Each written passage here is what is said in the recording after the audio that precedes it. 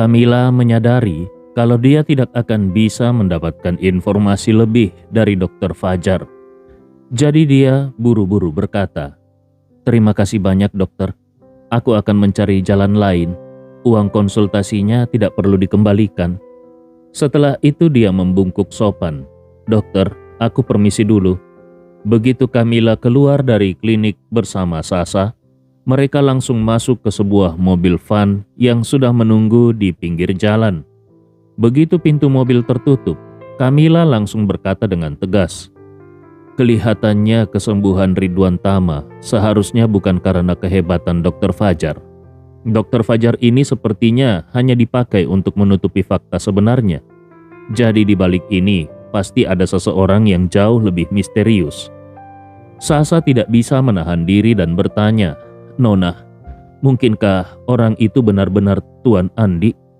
Kalau kita singkirkan Dr. Fajar, sepertinya hanya dia yang paling mencurigakan." Kamila mengangguk, matanya bersinar penuh semangat. Sekarang, titik terobosannya ada pada Ridwan. Dia yang terluka dan dirawat, lalu orang misterius itu bahkan sampai menarik Dr. Fajar untuk dijadikan tameng. Artinya, hubungan mereka pasti sangat dekat. Sasa juga ikut bersemangat. Kita sudah berputar-putar sejauh ini, dan akhirnya sekarang kita mempunyai target yang jelas. Kalau begitu, aku akan segera menyuruh orang untuk mencari data tentang Ridwan Tama. Mata Kamila menatap tajam, lalu dia mengingatkan, "Pastikan untuk mengambil semua data tentang Ridwan dan seluruh keluarganya, latar belakang identitas, pendidikan, riwayat pekerjaan, dan informasi keluarga, pokoknya semuanya. Ingat, gunakan jalur rahasia satu arah dengan tingkat kerahasiaan paling tinggi. Jangan sampai ada jejak sedikit pun." Yang dimaksud dengan jalur satu arah adalah informasi hanya mengalir satu arah. Mereka tahu siapa informannya dan bisa menerima data, tapi sang informan tidak tahu siapa mereka.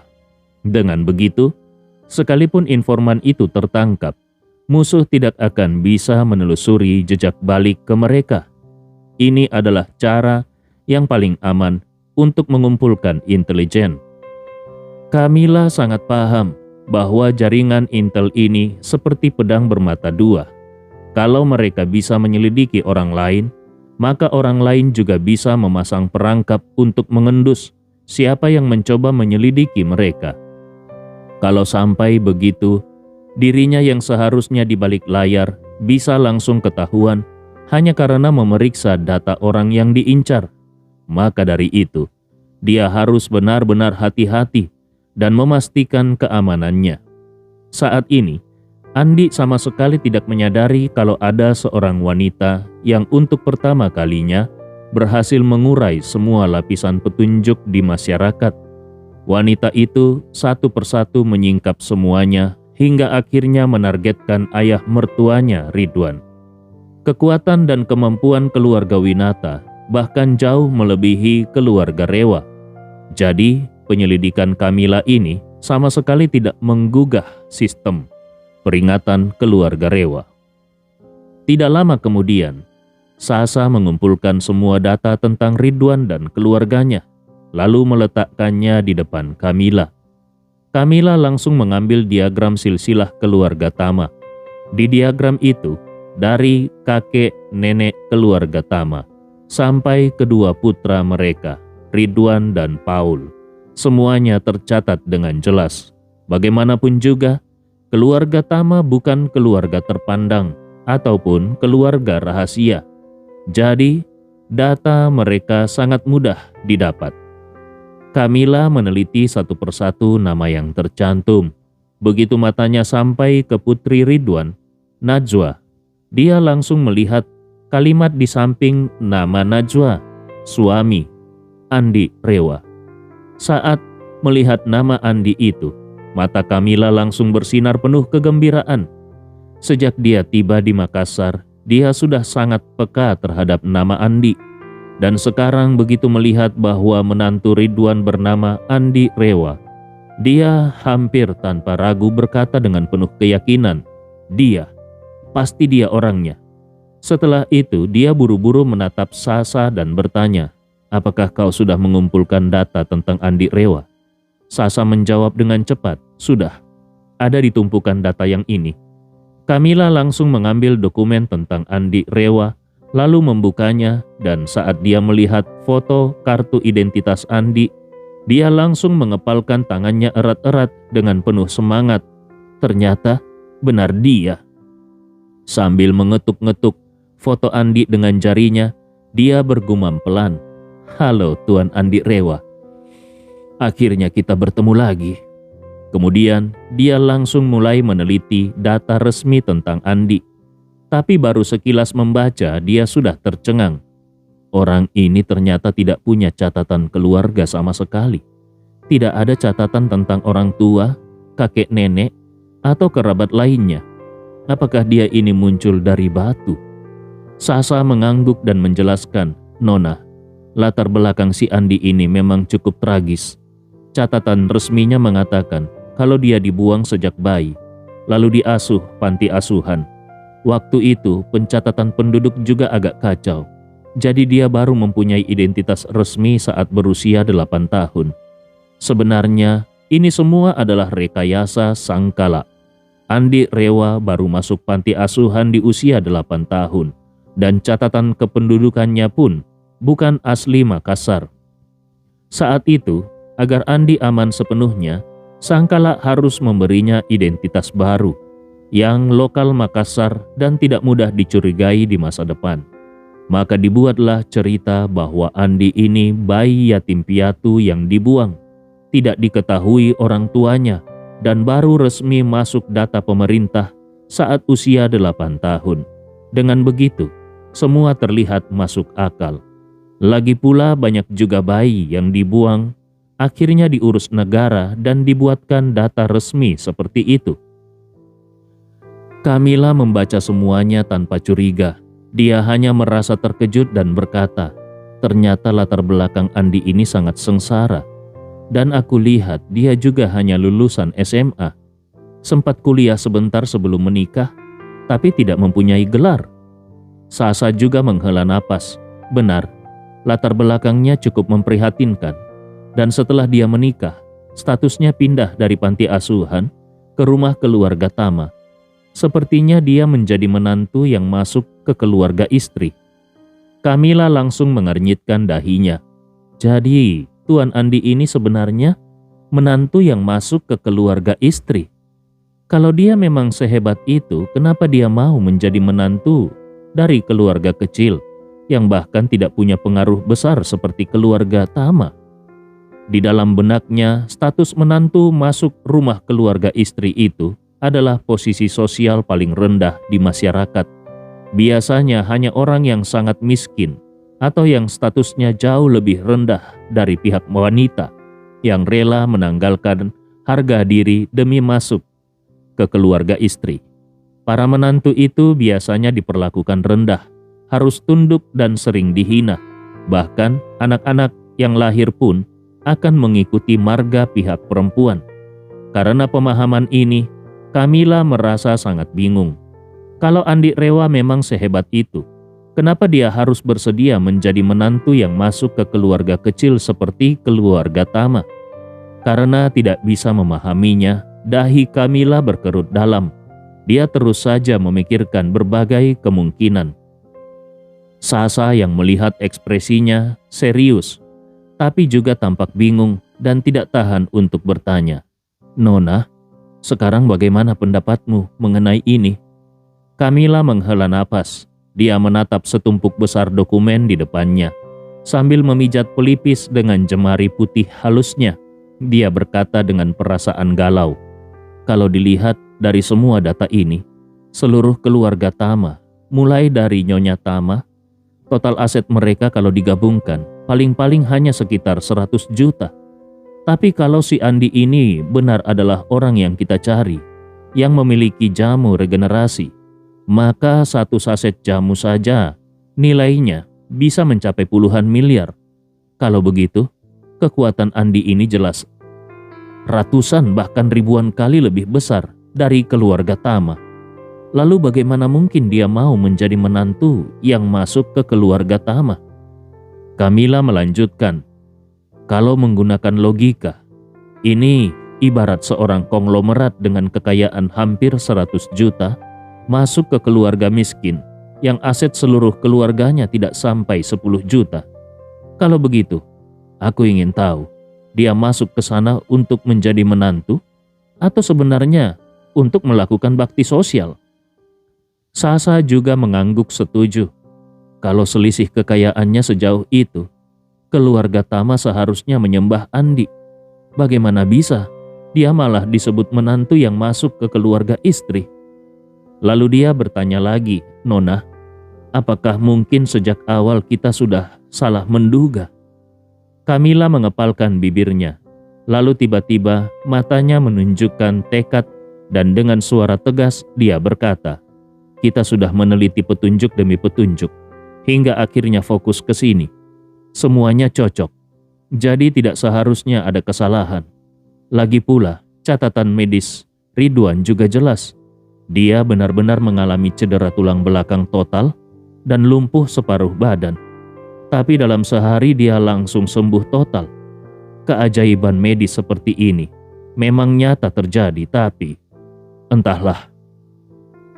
Entah Andi ini orang yang kita cari atau bukan. Yang jelas Ridwan pasti disembuhkan oleh orang yang kita cari. Kamila berdiri, ekspresi dan tatapan matanya semakin teguh. Dia berkata, Ridwan ini orang biasa saja, tidak punya prestasi berarti. Kalau bukan ada orang hebat yang membantunya, mustahil dia bisa sembuh dari cedera tulang belakang seperti itu. Dan setelah aku selidiki seluruh keluarga dan lingkaran sosial Ridwan, hanya Andi yang latar belakangnya misterius. Yang lain semuanya biasa-biasa saja. Tidak mungkin bisa menolongnya. Sasa buru-buru berkata, Nona, latar belakang Andi ini sebenarnya jelas. Kalau dibandingkan keluarga Tama, dia malah lebih sederhana. Kamila berkata serius, tidak. Rekam jejak hidup Andi sebelum umur 18 tahun hampir kosong. Di sini tertulis dia tidak pernah sekolah SD atau SMP formal. Pendidikan wajib 9 tahun pun hanya didapat dari panti asuhan. Rekam jejak seperti ini justru terasa semakin dalam dan tidak bisa ditebak. Kemudian dia menambahkan, mengenai kenapa Andi mau masuk ke keluarga Tama, jujur, aku juga belum bisa mengerti. Tapi aku yakin, dia pasti mempunyai alasannya sendiri. Sasa bertanya, jadi Nona yakin orang yang kita cari ini benar-benar Andi? Kamila berkata dengan tegas, aku yakin. Kalau bukan dia, berarti semua penyelidikan ini salah total. Tapi kalau ada satu saja yang benar, maka pasti dia orangnya. Setelah itu Kamila cepat-cepat mengambil dokumen Ridwan dan berkata, sekarang Ridwan menjadi wakil ketua tetap Asosiasi Kaligrafi dan Lukisan Kota Makassar. Coba selidiki detail asosiasi ini dan lihat apakah kita bisa mencari celah darinya. Beberapa hari terakhir, Ridwan sering berangkat pagi dan pulang malam. Asosiasi Kaligrafi dan Lukisan Kota Makassar, meskipun namanya organisasi profesional, namun pada dasarnya setengah resmi. Secara umum, ini adalah organisasi masyarakat yang mempunyai unsur resmi. Kalau tidak ada kegiatan penting, ini hanya menjadi perkumpulan hobi semata. Tapi kalau ada kegiatan resmi, mereka mewakili pemerintah. Kali ini, dalam rangka pertukaran budaya antara Makassar dan Kota Sahabat di Korea, Asosiasi Kaligrafi menjadi perwakilan resmi. Oleh sebab itu, demi memastikan acara berjalan lancar, akhir-akhir ini Ridwan terus mengikuti Ketua Amir menghadiri rapat-rapat di kota. Meskipun sibuk, Ridwan merasa penuh semangat. Seumur hidupnya dia selalu biasa-biasa saja. Selama 50 tahun, dia tidak pernah mengerjakan hal besar. Kini sebagai orang nomor 2 di asosiasi, setiap hari dia ikut rapat resmi, bertemu pejabat dan elit. hingga membuatnya merasa seolah dirinya juga elit. Sore ini, asosiasi kembali mengadakan rapat gabungan dengan Asosiasi Seni Pertunjukan, Asosiasi Penulis, dan Universitas Lansia untuk membahas rincian acara di Korea. Yang hadir tidak hanya Ridwan mewakili asosiasi, tapi juga Mariska Wibisono, mantan kekasihnya yang kini menjadi dosen tamu di Universitas Lansia, serta Halim Adiba, teman lama dari Ibu Andi dan ayah dari Bella Adiba. Mariska dan Halim Adiba keduanya lulusan doktor di Amerika. Mariska mempunyai pengalaman panjang di bidang hukum, sementara Halim Adiba adalah ahli ekonomi internasional terkenal. Mereka dengan cepat menjadi tokoh berwibawa di Universitas Lansia. Sebaliknya, Ridwan tampak biasa saja. Meskipun menjadi wakil ketua, namun kemampuan kaligrafi dan lukisnya hanya setengah-setengah. Kalau disuruh menulis atau melukis sungguhan, hasilnya tidak akan istimewa, hanya berada di level amatir. Dulu dia masuk asosiasi saja sudah penuh bantuan, dan kini bisa jadi nomor 2 pun karena Ketua Amir selalu membimbingnya. Sejak Ketua Amir melihat bagaimana Albert bersikap hormat kepada Ridwan di restoran Oceana, dia menjadi sangat menghargai Ridwan. Kini setiap ada acara besar, Ketua Amir selalu mengajak Ridwan untuk ikut. Namun, kemampuan nyata Ridwan memang terbatas. Kalau berbicara mengenai seni kaligrafi, langsung terlihat kalau Ridwan tidak cukup mumpuni. Agar tidak malu, Ketua Amir selalu menasehatinya. Banyak mendengar, sedikit bicara. Ridwan pun sadar diri. Jadi setiap ada acara, dia memang jarang membuka suara. Namun di rapat kali ini, Mariska dan Halim justru bersinar. Mereka menyiapkan materi presentasi yang sangat profesional untuk acara di Korea, hingga membuat semua yang hadir terkagum-kagum. Melihat semua ini, Ridwan merasa sedikit iri. Di satu sisi, dia merasa rendah diri karena kemampuannya jauh di bawah mereka berdua. Di sisi lain, dia cemburu karena melihat Mariska dan Halim bekerja sama begitu akrab dan serasi. Menjelang rapat selesai, ada yang mengusulkan untuk makan bersama. Tadinya Ridwan ingin memanfaatkan kesempatan itu agar bisa lebih dekat dengan Mariska. Tapi siapa sangka Mariska justru berkata, "Aku dan Profesor Halim tidak ikut makan malam, karena malam ini kami ada acara diskusi di kampus." Ketua Amir memuji, Profesor Mariska benar-benar berdedikasi. Bahkan malam hari pun masih mengadakan acara. Dibandingkan Universitas Lansia kalian, asosiasi kami memang harus banyak belajar. Mariska langsung merendah. Ketua Amir, jangan begitu. Asosiasi kaligrafi adalah kumpulan profesional, seperti pasukan elit. Kami di universitas ini hanya sekumpulan pensiunan yang mencari kegiatan. Jadi memang harus lebih giat belajar. Ridwan merasa sedikit kesal. Mariska tidak ikut makan, itu membuatnya kehilangan semangat untuk ikut makan bersama yang lainnya. Dia pun berkata, "Mariska, biar aku antar kau ke kampus. Lagi pula searah dengan rumahku." Mariska tersenyum tipis dan dengan sopan menjawab, "Tidak perlu. Hari ini aku datang bersama Profesor Halim. Dia membawa mobil, jadi kami akan pulang bersama." Ridwan semakin kecewa dan tidak tahu harus berkata apa lagi. Saat itu, telepon Ketua Amir berbunyi. Dia keluar menerima panggilan, lalu kembali dengan wajah berseri dan berkata penuh semangat pada Ridwan, "Ridwan, ayo kita pulang ke asosiasi. Ada kabar besar yang luar biasa." Melihat Ketua Amir begitu bersemangat, meskipun penasaran, Ridwan tetap bertanya dengan lesu, "Ketua Amir, ada urusan apa sampai kau segembira ini?" Ketua Amir menjawab dengan penuh semangat, "Sekretaris asosiasi baru saja menelpon. Katanya ada seorang perantau Indonesia yang, atas permintaan sesepuh keluarganya, ingin menyumbangkan 8 karya kaligrafi dari pelukis ternama kepada Asosiasi Seni Kaligrafi dan Lukis kita. Yang lebih hebat lagi, perantau itu juga mengatakan kalau dia ingin mempromosikan sejarah dan budaya seni lukis, jadi dia ingin menjadi sponsor kita untuk menggelar pameran besar sejarah seni lukis dan kaligrafi.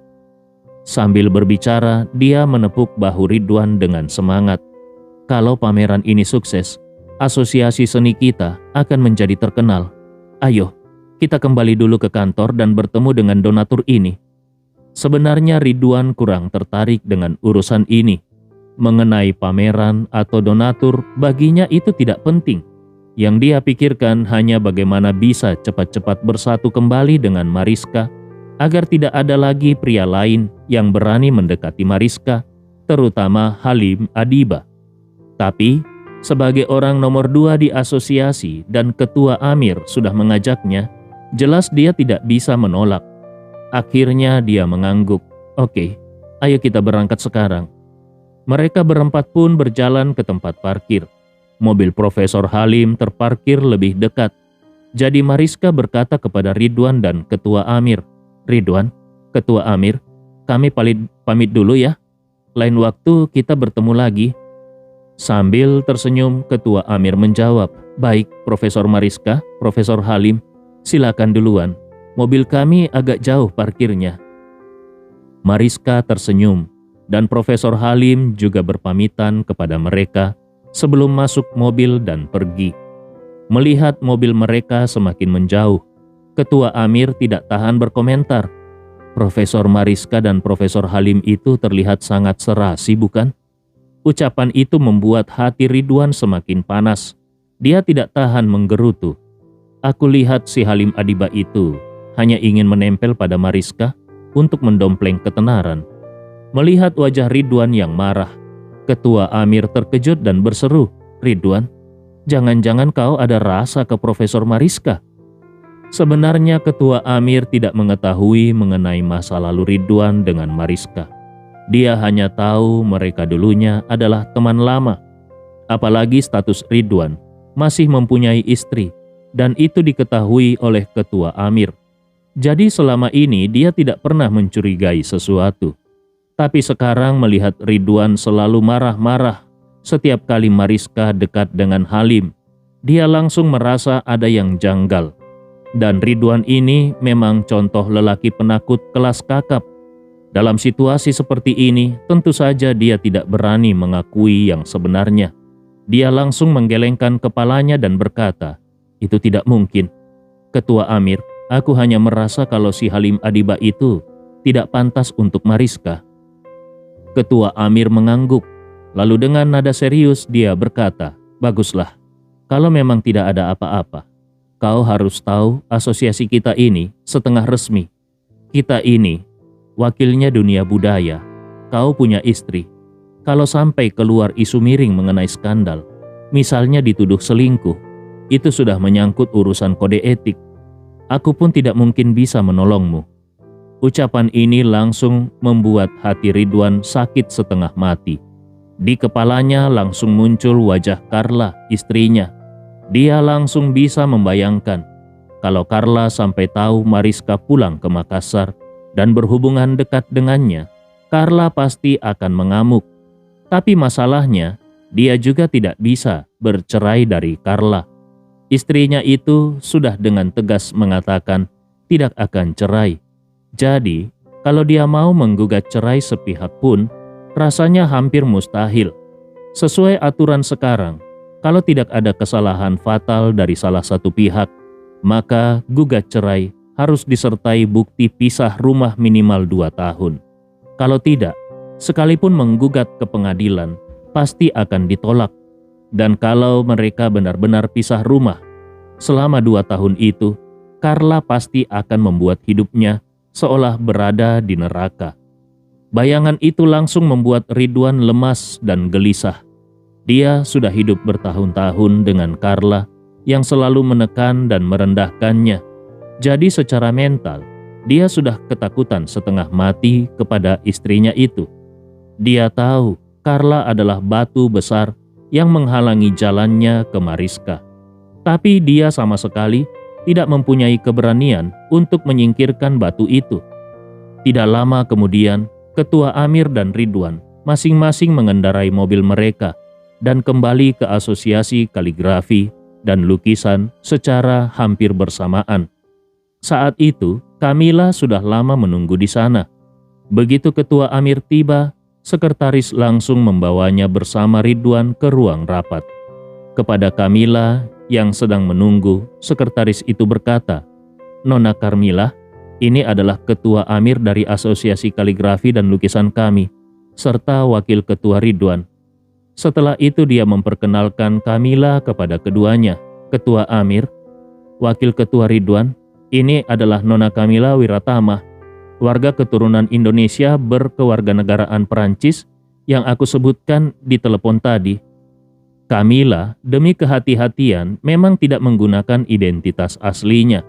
Di beberapa negara dia memang memiliki identitas yang sepenuhnya sah dan resmi. Identitas sebagai warga Perancis keturunan Indonesia, yaitu Karmila Wiratama, hanyalah salah satu dari sekian banyak identitasnya. Kamila menatap Ridwan beberapa saat. Akhirnya hatinya merasa sedikit lega. Selama dia bisa mendekati Ridwan, dia pasti akan mendapatkan kesempatan untuk mencari tahu tentang menantunya, Andi Rewa. Maka dengan sangat sopan, dia berdiri sambil tersenyum dan berkata, "Aku sudah lama mendengar nama besar kalian. Senang sekali, akhirnya kita bisa bertemu secara langsung." Ketua Amir tidak menyangka bahwa donatur ini ternyata gadis muda yang cantik. Setelah sedikit terkejut, dia pun buru-buru tersenyum dan berkata, "Nona Karmila benar-benar terlalu sopan. Aku dengar ada seorang perantauan yang ingin menyumbangkan lukisan kaligrafi, tapi aku tidak menyangka kalau itu ternyata seorang wanita muda. Apakah Nona Karmila dulunya berasal dari Makassar?"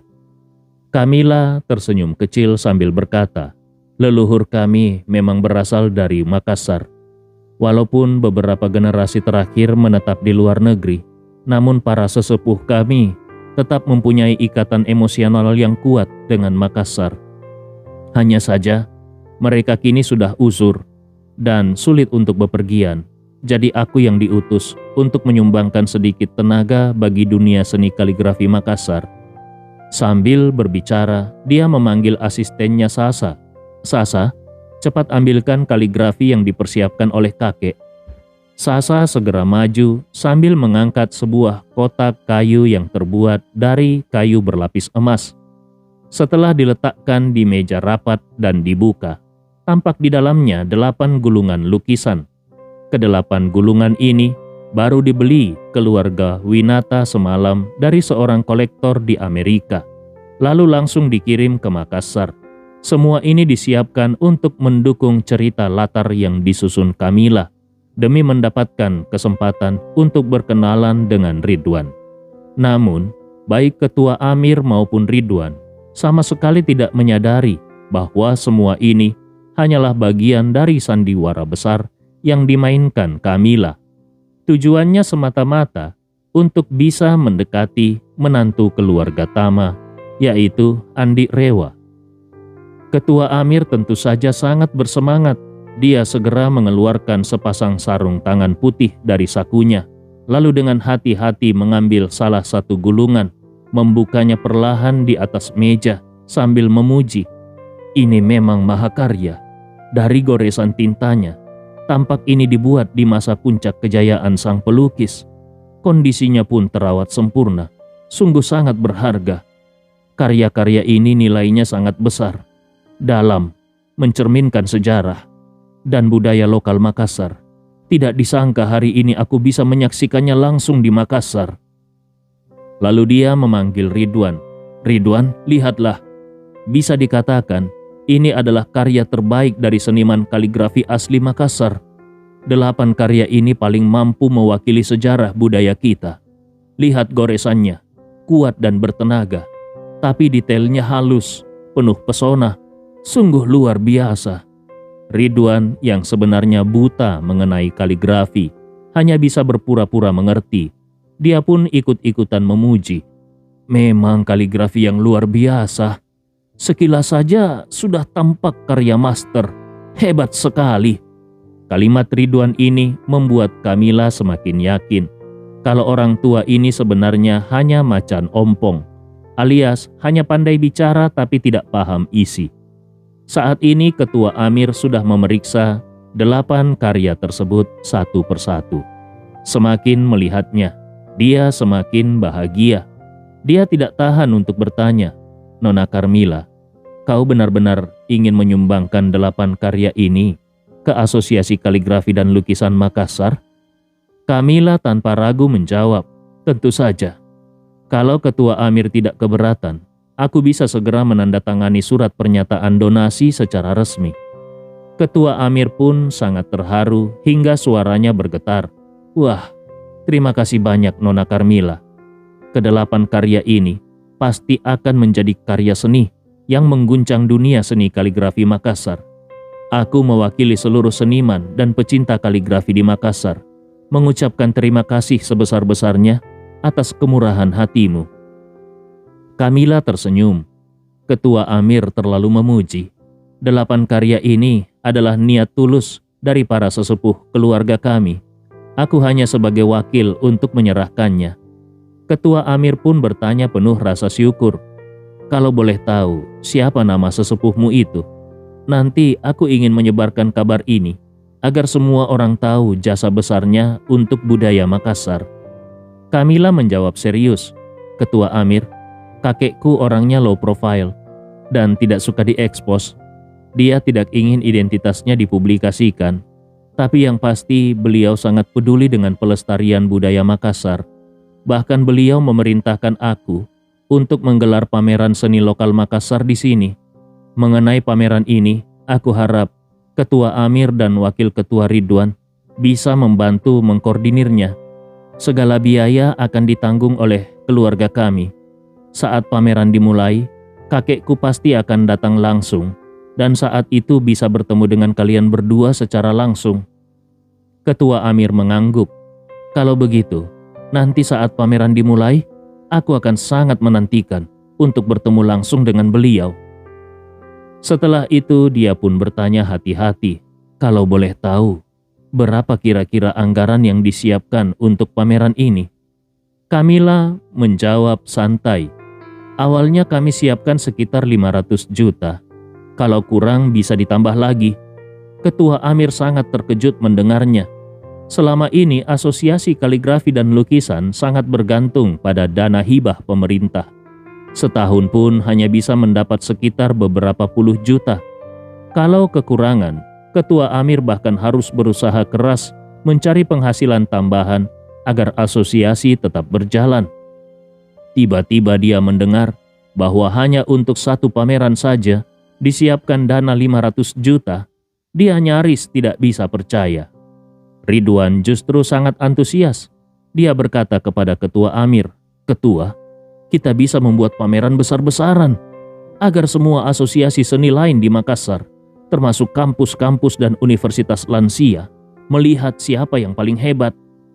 Melihat suasana sudah mendukung, Kamila pun segera berkata, "Kalau begitu, bagaimana kalau malam ini aku traktir kalian berdua makan malam? Kita bisa sambil membahas detail pameran ini." Tentu saja Ketua Amir langsung menyetujuinya dengan gembira. Ridwan yang hari ini masih kesal karena rivalnya Halim Adiba bersinar di acara lain, juga merasa ini adalah kesempatan emas untuk unjuk gigi. Maka tanpa ragu, dia pun menerima undangan Kamila.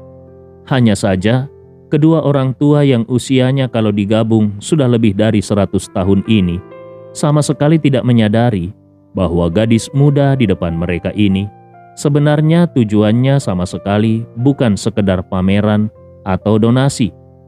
Begitu masalah makan disebutkan, Ketua Amir segera berkata, "Nona Karmila adalah tamu terhormat kami di Asosiasi Kaligrafi dan Lukisan.